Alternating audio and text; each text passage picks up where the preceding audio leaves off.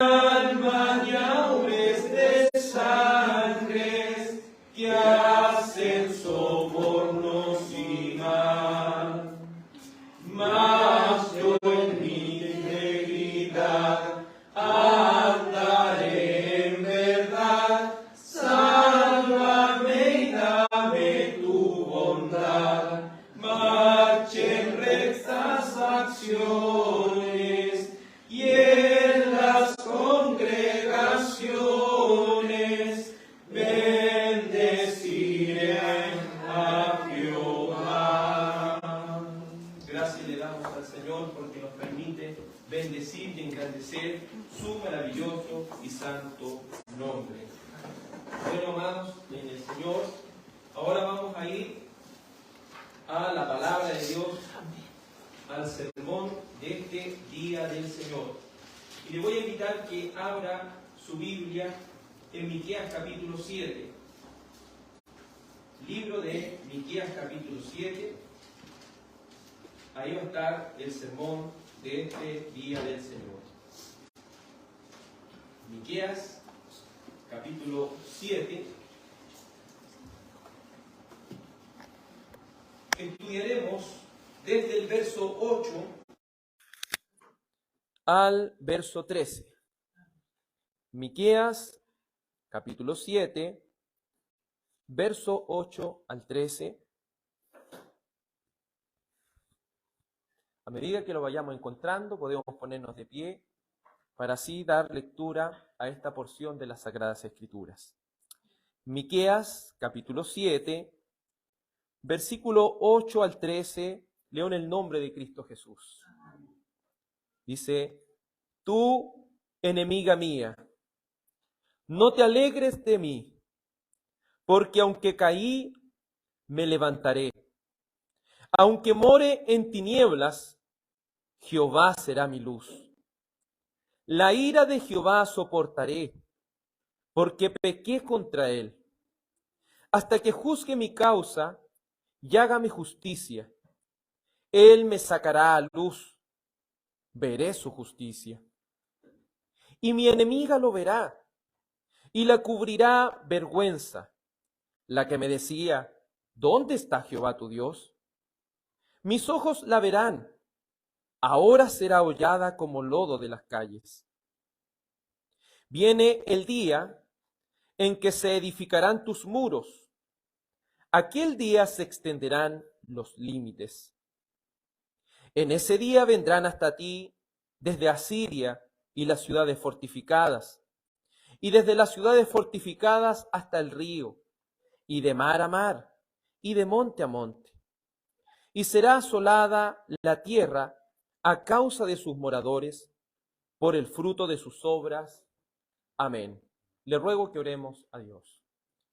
Amado Padre, agradecemos que en tu amor y misericordia nos hayas permitido estar aquí junto a nuestros hermanos, reunidos en tu día, Señor. Este día usted eligió para resucitar. Este día usted eligió, Señor, para aparecerse a sus discípulos. Y la iglesia, después de 2000 años, sigue en este precioso día invocando tu santo nombre. Permítame, Señor, y permita a cada uno de nosotros que con reverencia podamos presentarnos, Señor, ante tu maravillosa majestad. Podamos cada uno de nosotros en humildad, en humillación, Señor, reconocer tu santidad. Necesitamos, Señor, de ese alimento para el alma. Si nuestros cuerpos necesitan de agua y de alimento para ser sustentados, creemos que nuestra alma necesita de tu palabra para así vivir. Te rogamos, Señor, todo esto en el nombre de tu amado Hijo Jesús. Amén. Favor de tomar asiento, amados, en Cristo Jesús. Estamos viendo el libro de Miqueas versículo a versículo, cada día del Señor, en este estudio de los 12 profetas menores.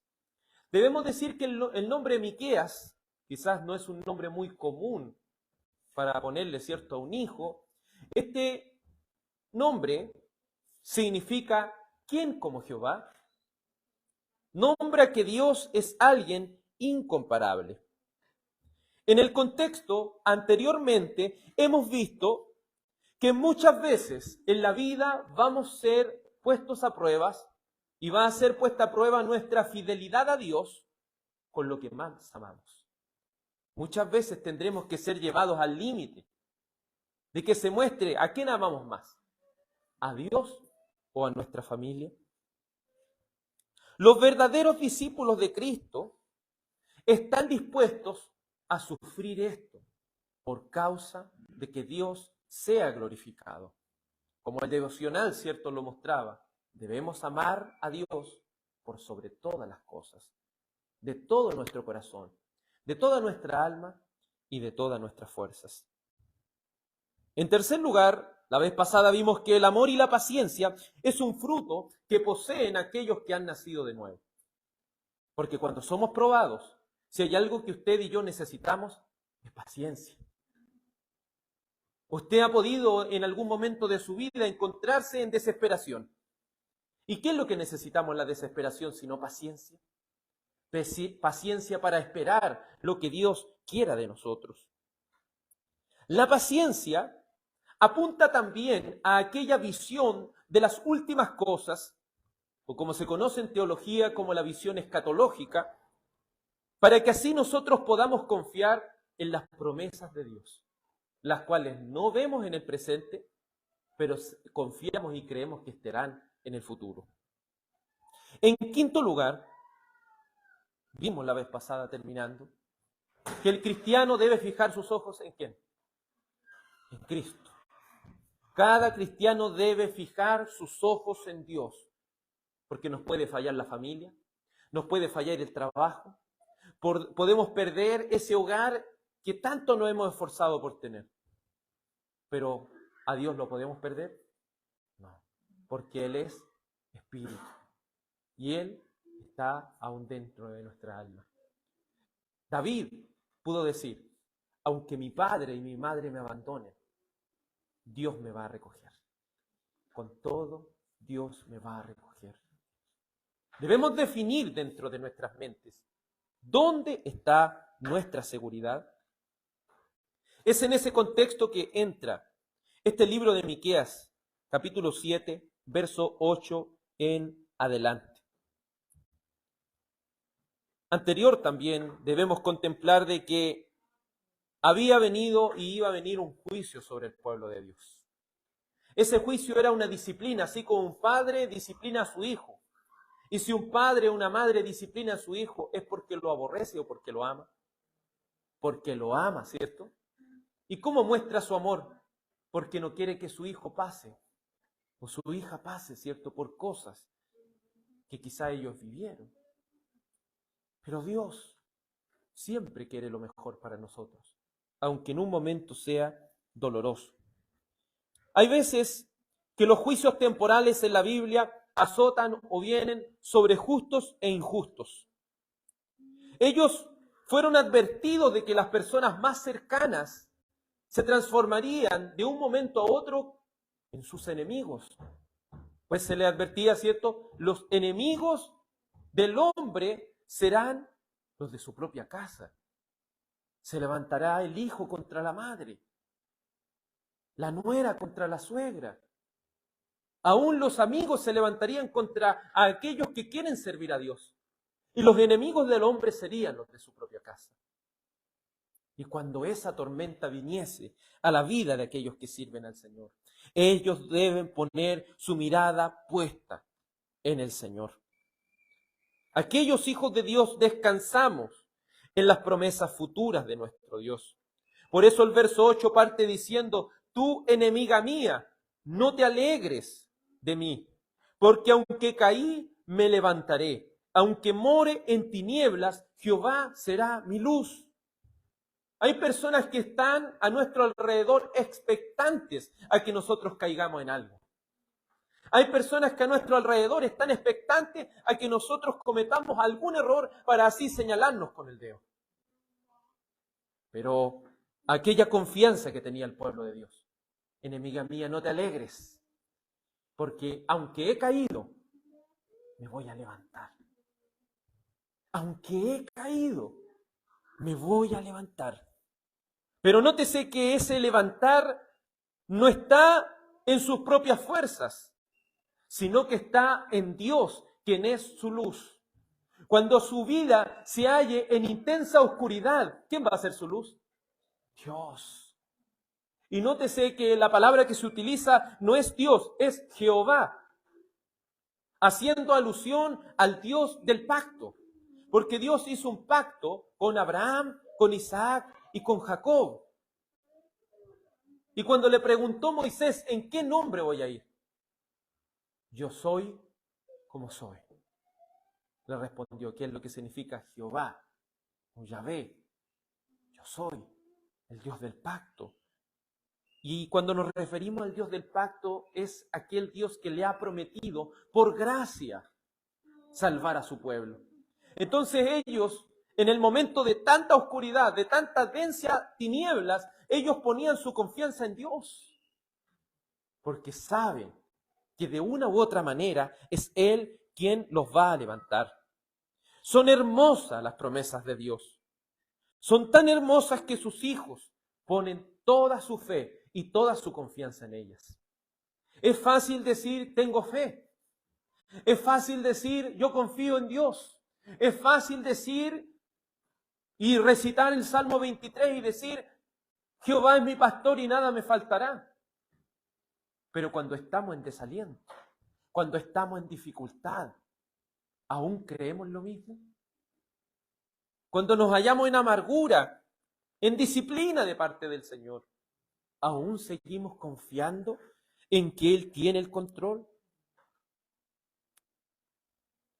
Isaías 44:3 dice, porque yo derramaré aguas sobre el sequedal, ríos sobre la tierra árida.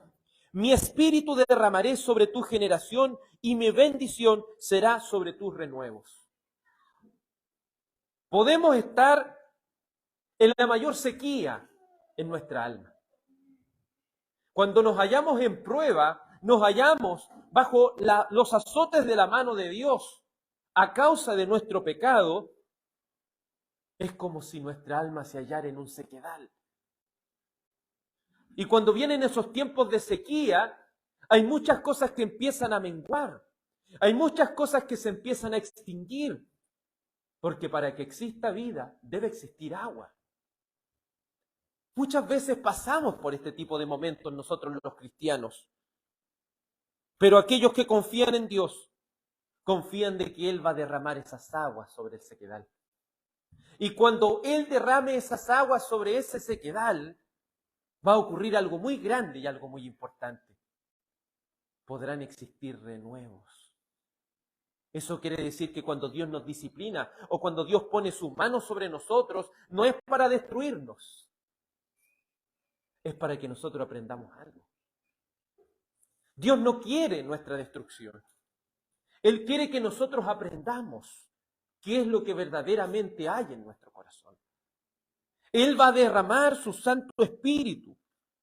Y cuando su Espíritu está en el corazón de un hombre, en el corazón de una mujer, ellos son afirmados por el poder y la gracia de Dios. Ellos son levantados aún en momentos de tanta adversidad. Como algo tan árido y sin vida, a punto de desaparecer, aquellos corazones inquietos no descansan hasta que Dios riegue esa sequedad que hay en el corazón. Hasta que Dios pueda llegar a ese punto más profundo de nuestro ser, lo cual es nuestro corazón mismo. Y es ahí donde Él derrama de su abundante gracia. Es ahí donde Él derrama de su abundante misericordia. Que no se alegren nuestros enemigos, que no se alegren de nuestro pesar actual. Quizás hemos caído, pero sabemos que nos levantaremos, porque Dios es nuestro socorro. Como dice el Salmo, Dios es nuestro amparo y nuestra fortaleza. ¿De quién temeremos? ¿Temeremos algo si Dios es por nosotros? Como dijo el apóstol Pablo, si Dios es por nosotros, ¿quién contra nosotros? Pero es fácil decirlo. Y en el momento de aflicción se hará la diferencia si verdaderamente hemos creído o no hemos creído. Podemos estar en las más densas tinieblas. Podemos hallarnos en una oscuridad muy profunda. Pero hay una cosa que nunca debemos olvidar. Dios será nuestra luz. Dios alumbra aún en medio de las tinieblas. Él es nuestra esperanza en medio del dolor. Tú, enemiga mía, no te alegres de mí, porque aunque caí, me levantaré. Aunque more en tinieblas, Jehová será mi luz. Luego el verso 9 y los siguientes versos empiezan a explicar el corazón de alguien que verdaderamente ha nacido de nuevo. Empiezan a explicar el corazón de los que verdaderamente sirven a Dios. Y este es un corazón humilde. Miqueas 7:9 dice, la ira de Jehová soportaré. Nótese que él no dice, él cayó, él está en un momento muy difícil de los azotes de la mano del Señor. Está en un momento de mucha desesperación. Pero él está consciente de algo. Debe esperar en la disciplina del Señor. Debe soportar la disciplina del Señor. Está dispuesto a reconocer su pecado. Está dispuesto a reconocer su error. Está dispuesto a reconocer su verdadero estado. ¿Quién de nosotros podría levantar la mano y decir que no ha pecado ni una sola vez? ¿Quién de nosotros podría levantarse con tanta soberbia y arrogancia y decir, yo jamás le he fallado al Señor? Creo que ninguno de nosotros. Ninguno de nosotros. Porque de una u otra manera hemos faltado a los mandamientos de Dios. Quizás nadie nos ha visto, pero hay uno que nos ve aún en lo oculto. Hay uno que conoce aún los más íntimos pensamientos que hay dentro de nosotros. Por eso Él dice, la ira de Jehová soportaré. Voy a soportar los golpes de la disciplina del Señor. Los voy a soportar con paciencia. La ira de Jehová soportaré. ¿Y a dónde está la respuesta? Porque pequé contra Él. Eso es un corazón de alguien que ha nacido de nuevo. Es un corazón que reconoce. La iglesia muchas veces es tomada para decir, hay gente que dice, no, yo no voy a la iglesia porque soy una persona muy mala. Yo no voy a la iglesia porque soy una persona que no merece estar ahí. Déjeme decirle que la iglesia no es para las mejores personas.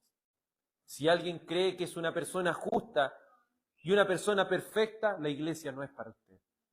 La iglesia es para aquellos que reconocen su indignidad ante un Dios santo.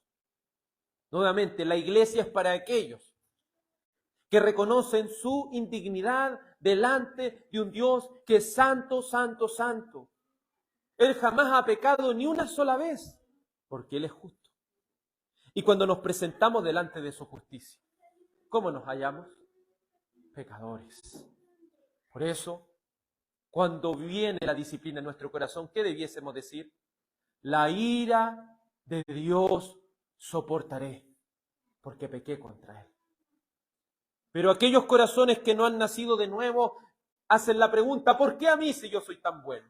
¿Por qué a mí si yo me he comportado de la mejor manera posible? ¿Por qué si yo soy mejor que mi vecino me está pasando esto? Intentan justificarse delante de Dios, cuando la realidad de las cosas es que somos pecadores. Somos pecadores. Y tan solo una suciedad nos hace considerarnos pecadores. Por eso nosotros no los podemos andar midiendo, no es que mi vecino de esta manera, no, es que estas personas son así, nos veamos nuestro corazón. Lo hemos dicho muchas veces, es tan fácil mirar el error en el otro. Pero cuán difícil es mirar nuestros propios errores.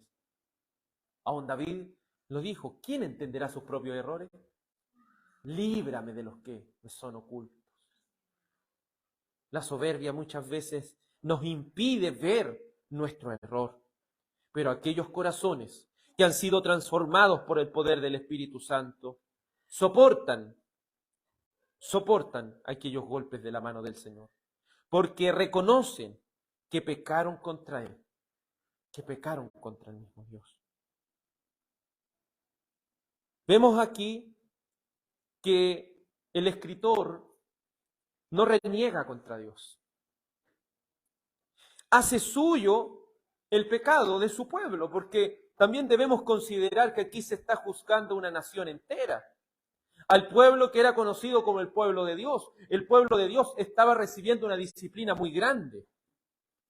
Y no solo él reconoce su pecado, sino que él colectivamente también reconoce el pecado de su pueblo. Si usted ha leído el libro de Daniel, era uno de los profetas que se ha conducido de una manera muy recta delante de Dios. Pero en su oración, él podía decir de una manera tan grande: hemos pecado, hemos fallado delante de ti, Señor.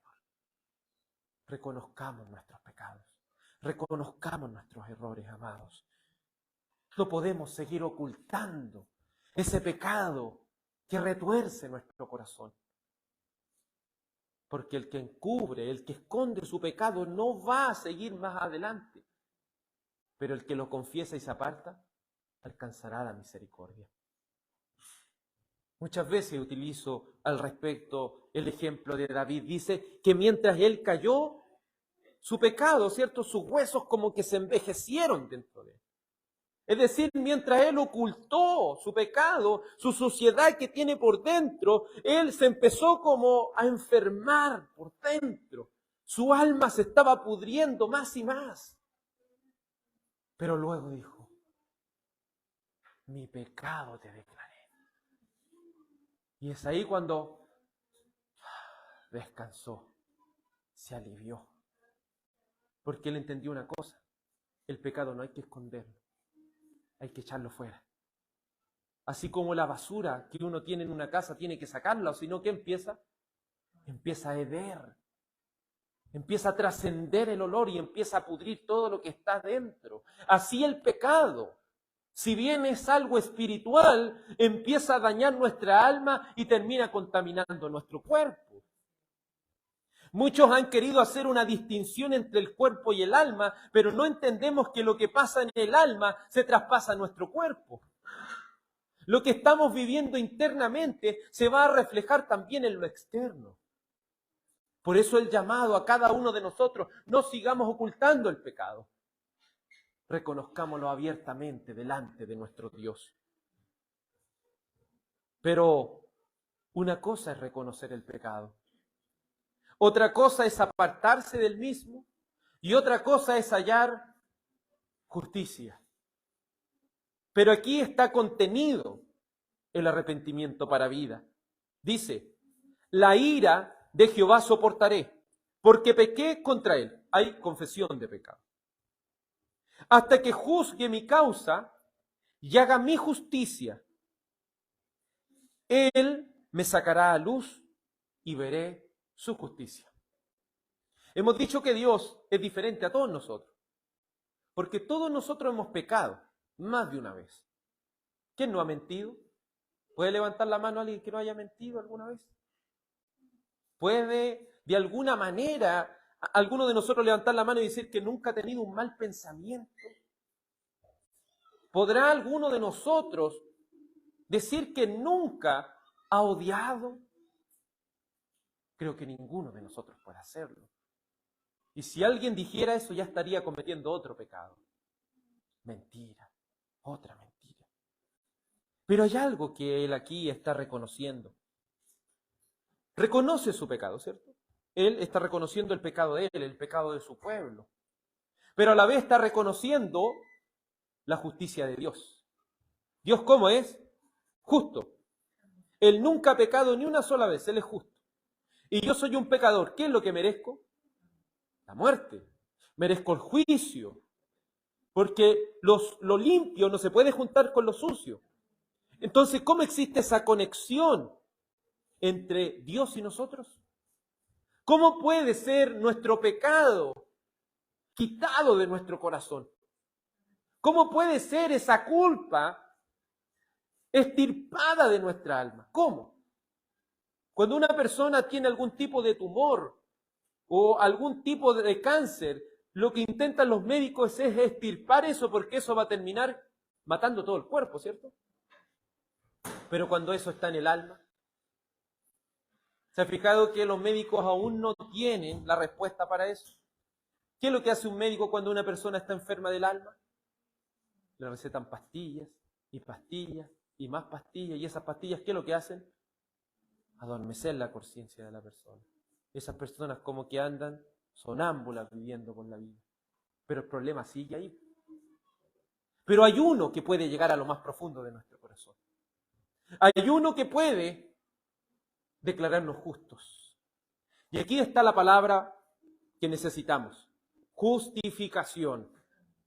Justificación. Somos pecadores, Él es justo, merecemos el castigo, pero hay una conexión. Dice la Escritura, en Hechos 4:12, en ningún otro hay salvación.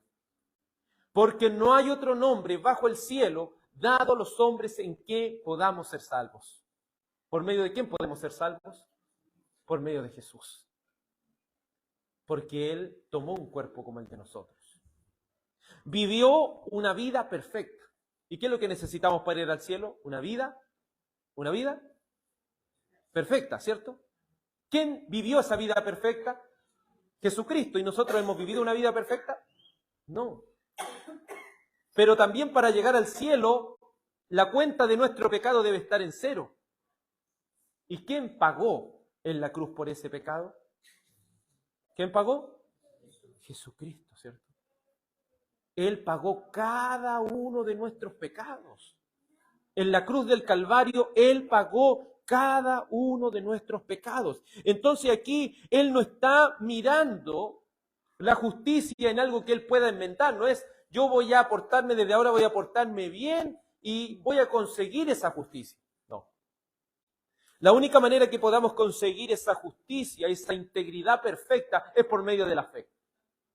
Porque cuando ponemos nuestra fe en Jesús, su vida perfecta nos es transferida.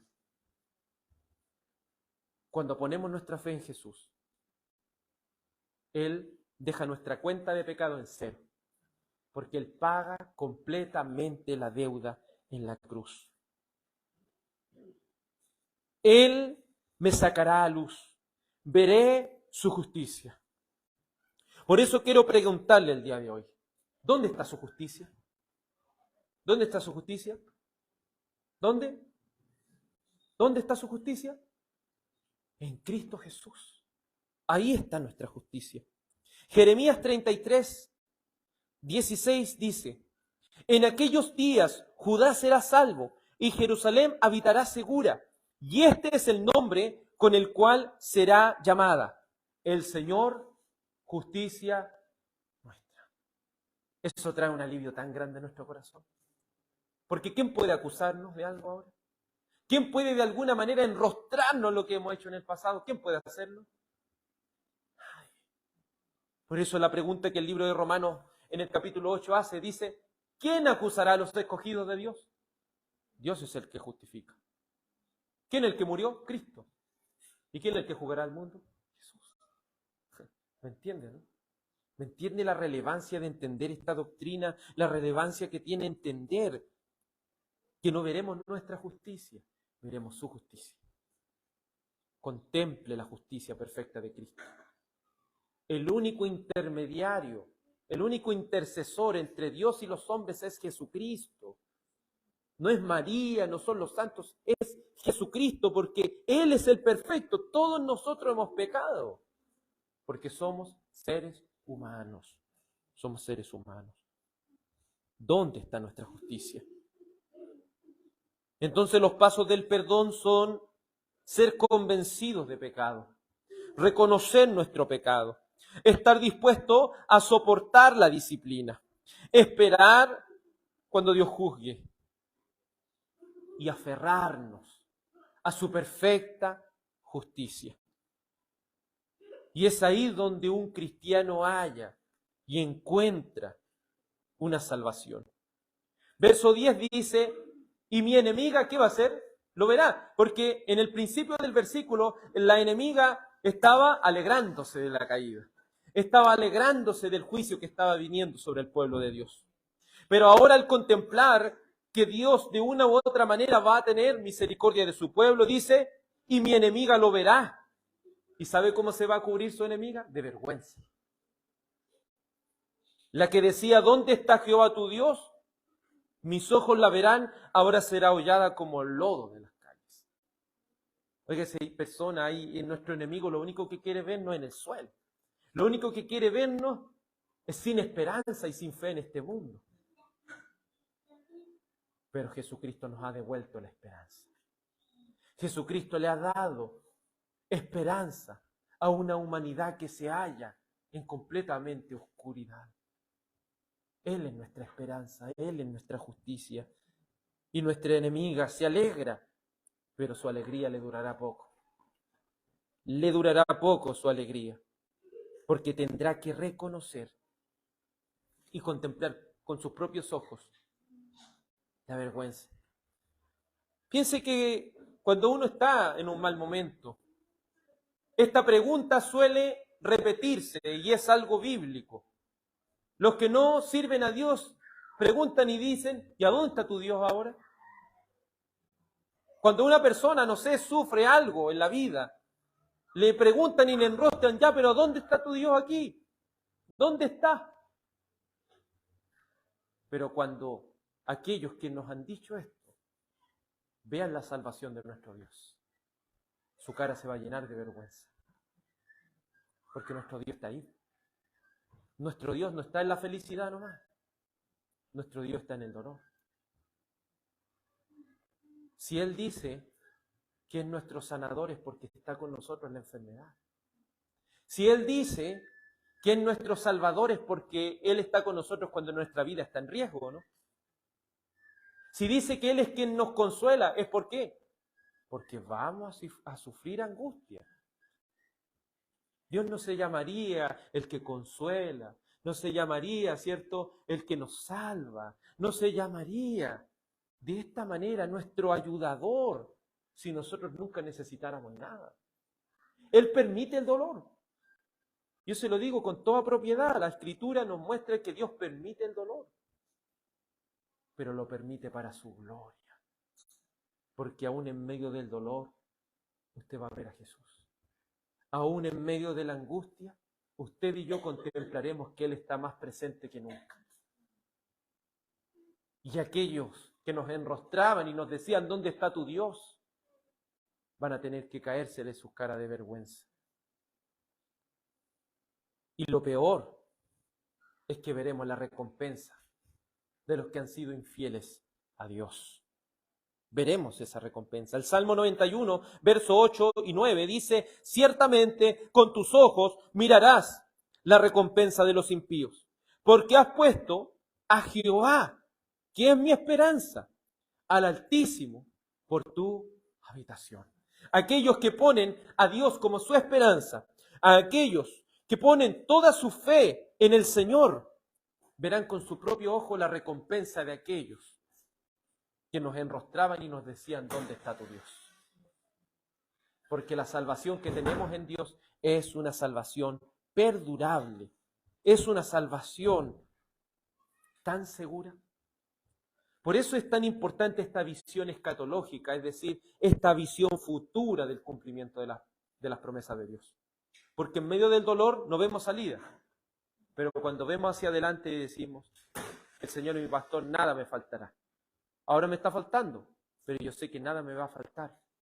¿Me entiende? Confío en la visión futura de que Dios está presente aún en mi carencia,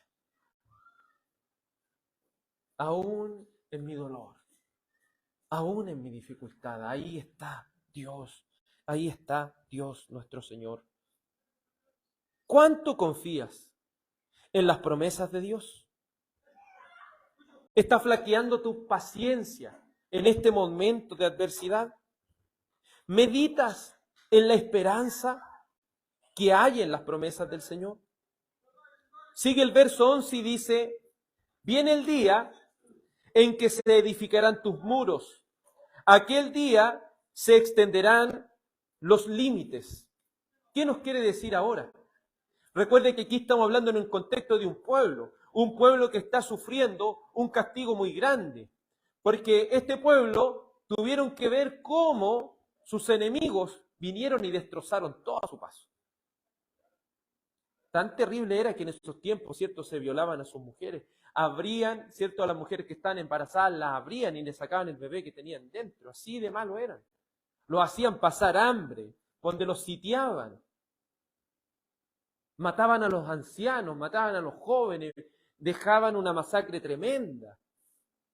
Y ellos ahí, ¿en qué debían hacer? Seguir confiando en Dios. Entonces la visión futura es que Dios volvería a reconstruir los muros.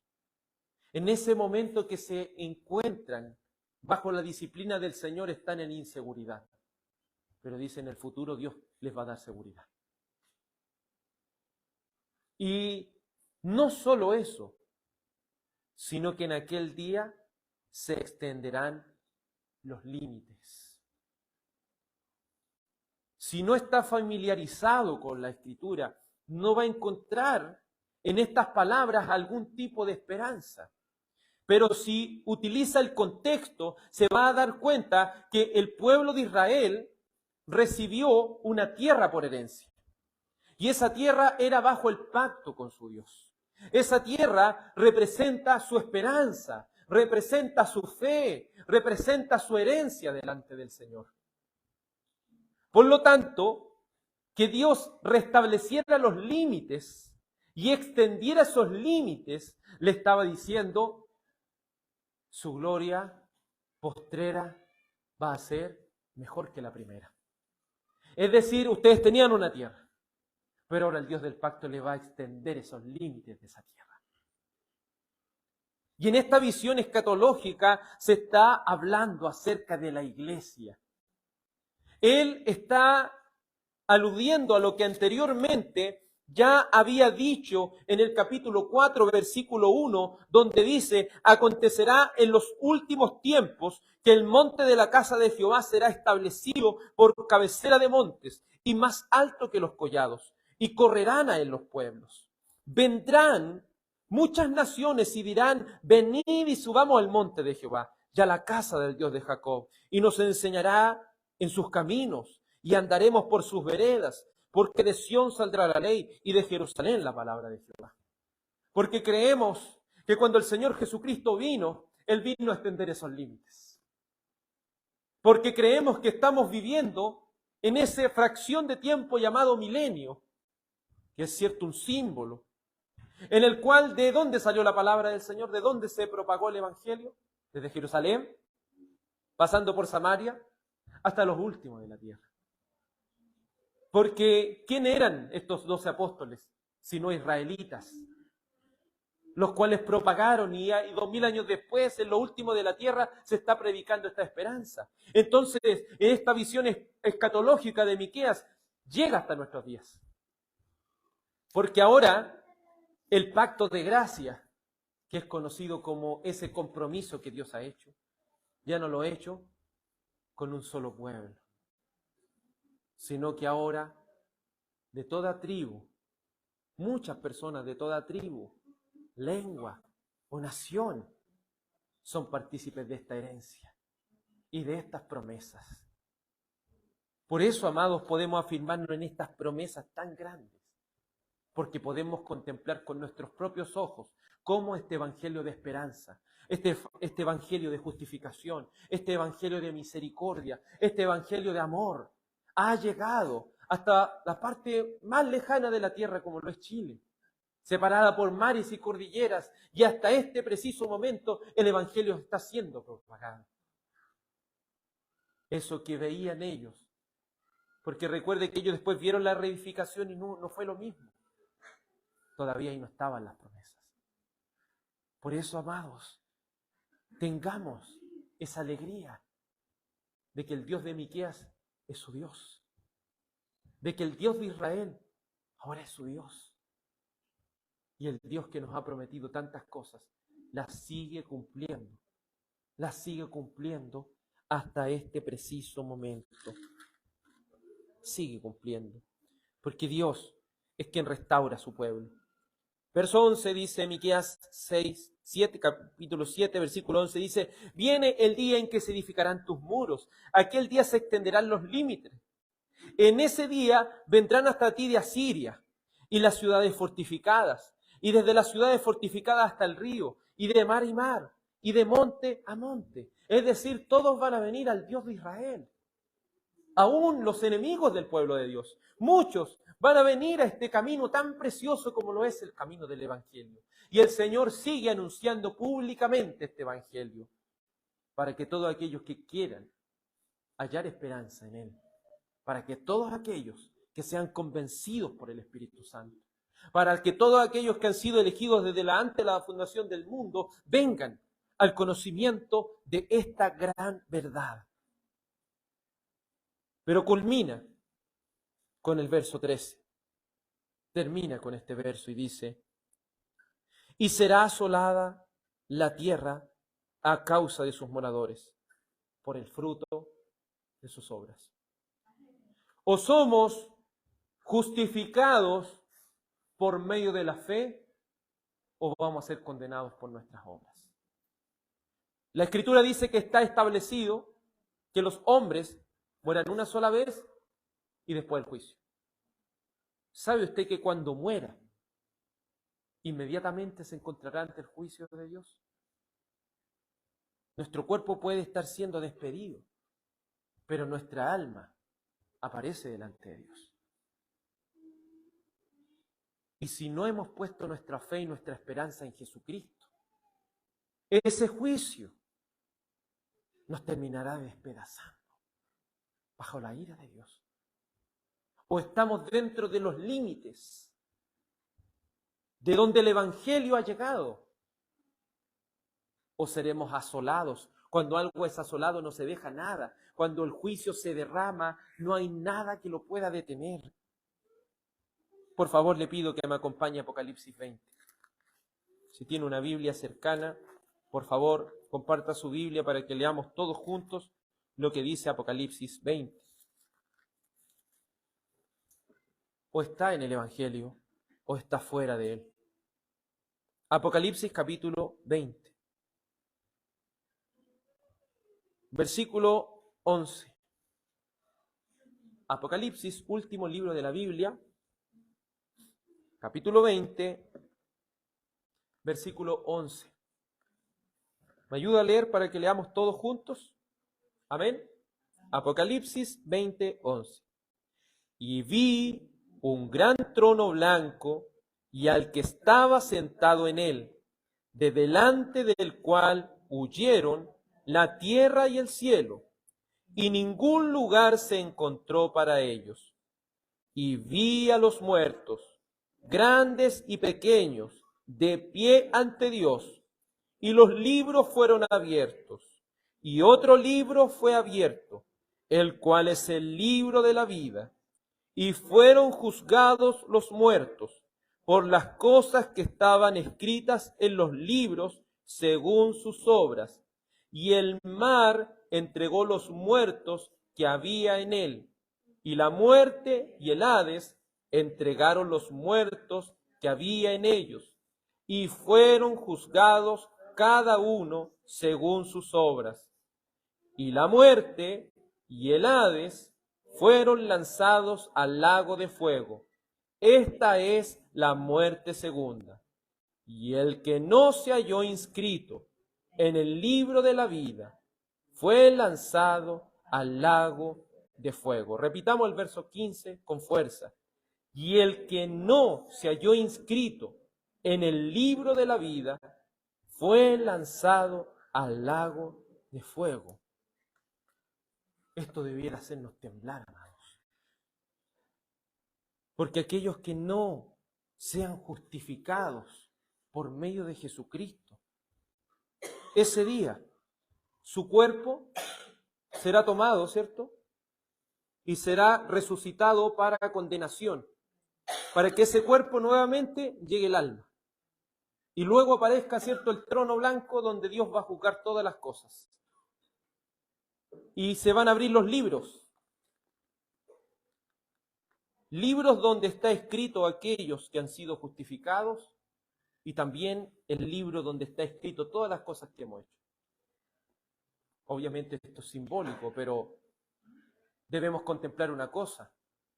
Dios tiene escrito cada una de las cosas que hemos hecho. Y eso no lo puede borrar ni yo, ni usted. Dios tiene todo esto escrito. Todo lo que hemos hecho. Imagínense, ¿de qué porte es el libro? ¿De qué porte es el libro que tiene Dios? Es terrible. Pero si hemos sido justificados, Cristo pagó.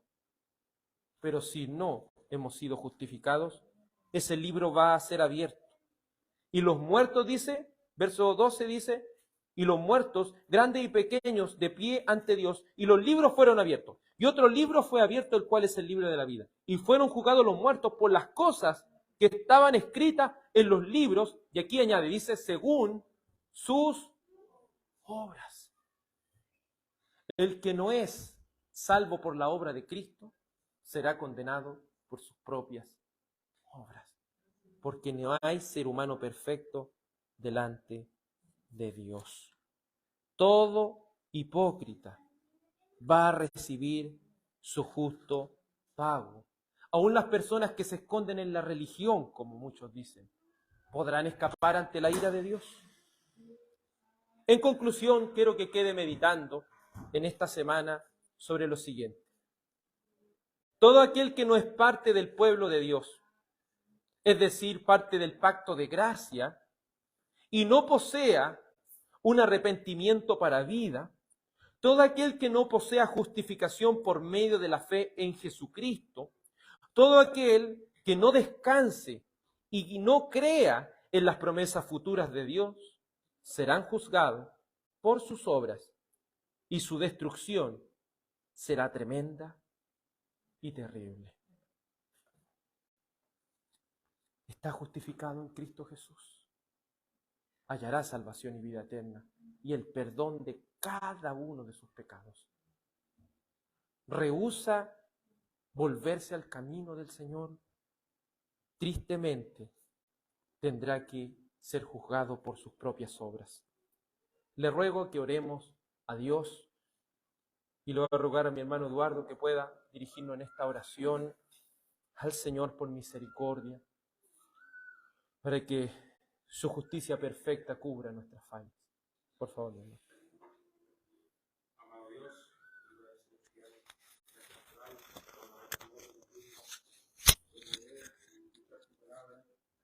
Ser instruidos y enseñados para creer. Hoy podemos ver, Padre amado Señor, cuán terrible es tu justicia. Pero aún así tu justicia, Señor, es muestra de tu bondad.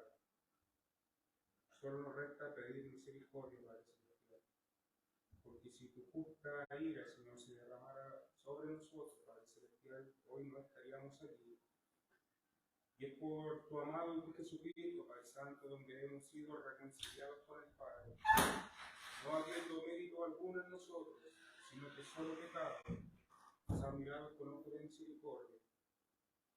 Y es por eso que hoy oramos, para que tengas misericordia aún más de nosotros, Señor. Enséñanos a caminar en tu verdad, en tu palabra, a poder meditarla y poder llevar a cabo, Padre Celestial, para que cuando venga el día terrible de Jehová, Señor, nos halles aptos para estar ante tu presencia. Rogamos, Señor amado, rogamos por los méritos de Jesucristo, Señor amado, aquellos que te han conocido, aquellos que han sido renovados en ti, Padre Celestial, aquellos que han renacido de nuevo, Señor eterno, para que tú aumentes nuestra fe, Señor amado.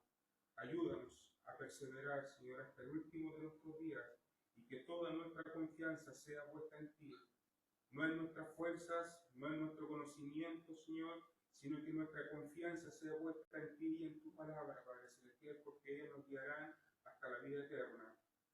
Te lo agradecemos todo esto en el nombre de Jesús. Amén. Amén. Vamos a entonar el último salmo y así vamos a estar despidiendo esta reunión. Le invito a que abra su salterio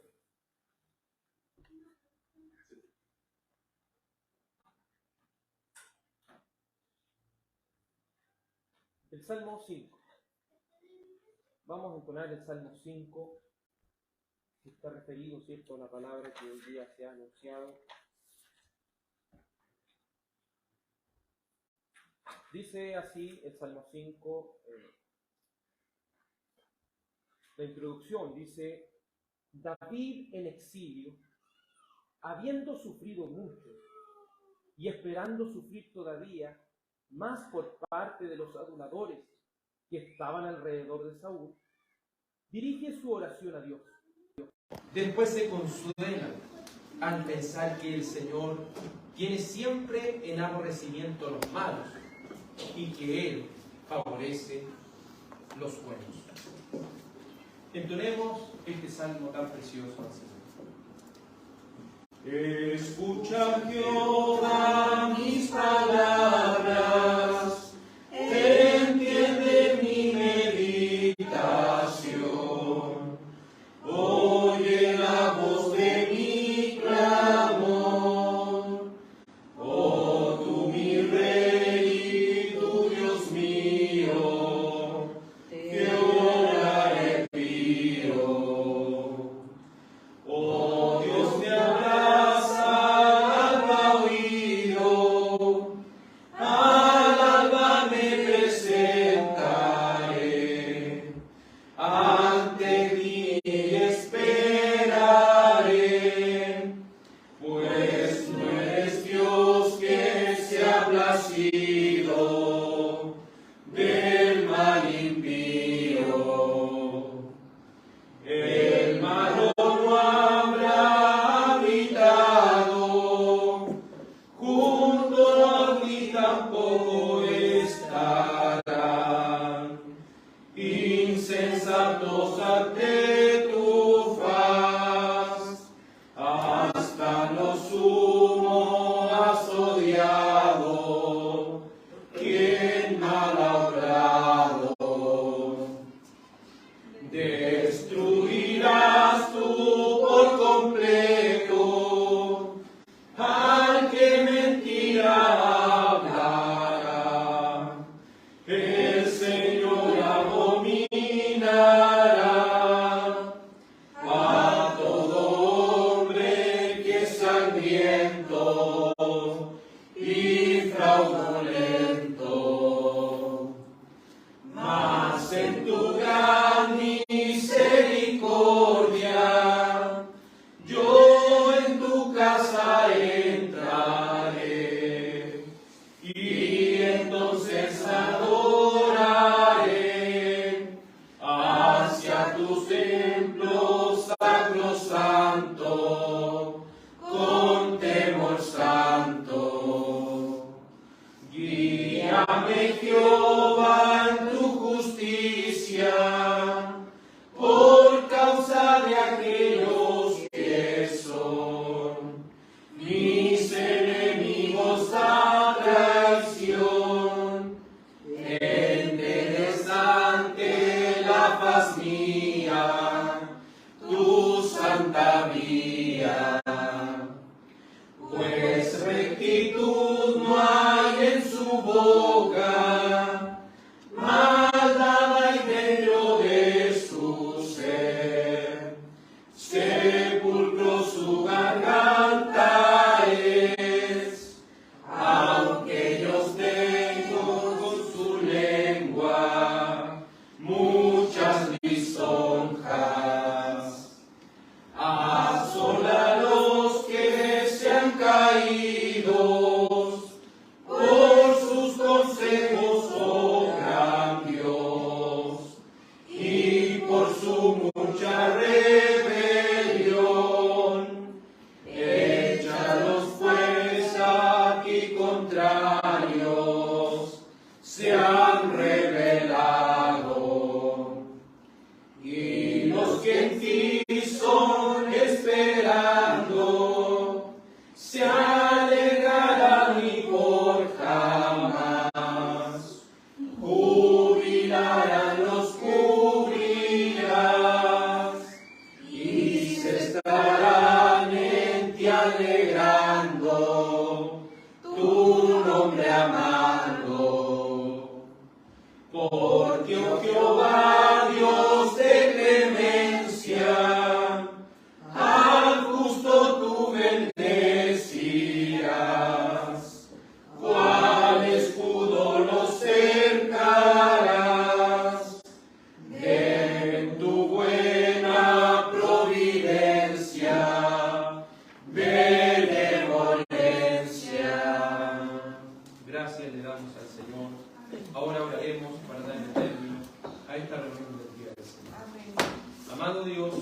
agradecemos que en tu amor y misericordia nos hayas permitido, por tu gracia, el poder reunirnos juntos a nuestros amados en Cristo.